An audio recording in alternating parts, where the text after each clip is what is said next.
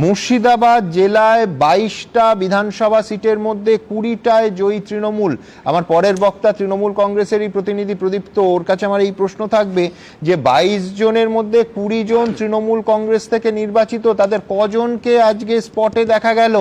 এবং আমাদের সেই অসাধারণ তৃণমূল কংগ্রেস তো বাংলা এবং বাঙালির দল, তারা যে বাঙালি ইউসুফ পাঠানকে সংসদে পাঠিয়েছে, সেই বাঙালি ইউসুফ পাঠানকে তো খুব স্বাভাবিকভাবেই দেখা যায়নি। এর আগে যখন মুর্শিদাবাদ জ্বলছে, তাকে খুব রইসি কায়দায় চায়ের কাপে চুমুক দিয়ে বিজ্ঞাপন করতে ইনস্টাগ্রামে, বিজ্ঞাপন হলেও বুঝতাম, ইনস্টাগ্রামে দেখা গেছিল।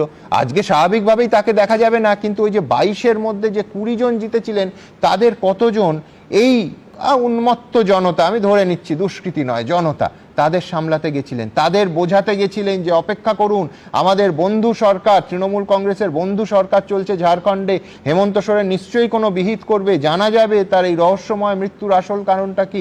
কাউকে দেখা যায়নি। যারা রিসিভিং এন্ডে নন, যারা ক্ষমতাশালী, যারা ঝরঝরে বাংলায় কথা বলেন, যারা বাংলা এবং বাঙালির দলের হয়ে শটান একেবারে সংসদে পৌঁছন, সেই রকম মানুষের নাম হচ্ছে ইউসুফ পাঠান। কিন্তু আজকে জনপ্রতিনিধিদের আমরা ঠিক কি চেহারায় দেখলাম এই গোলমালে, যাদের একেবারে সামনে এসে সাধারণ মানুষের হেনস্থা রুখতে এই গন্ডগোল থামানোর দায়িত্ব ছিল, তারা কি করলেন?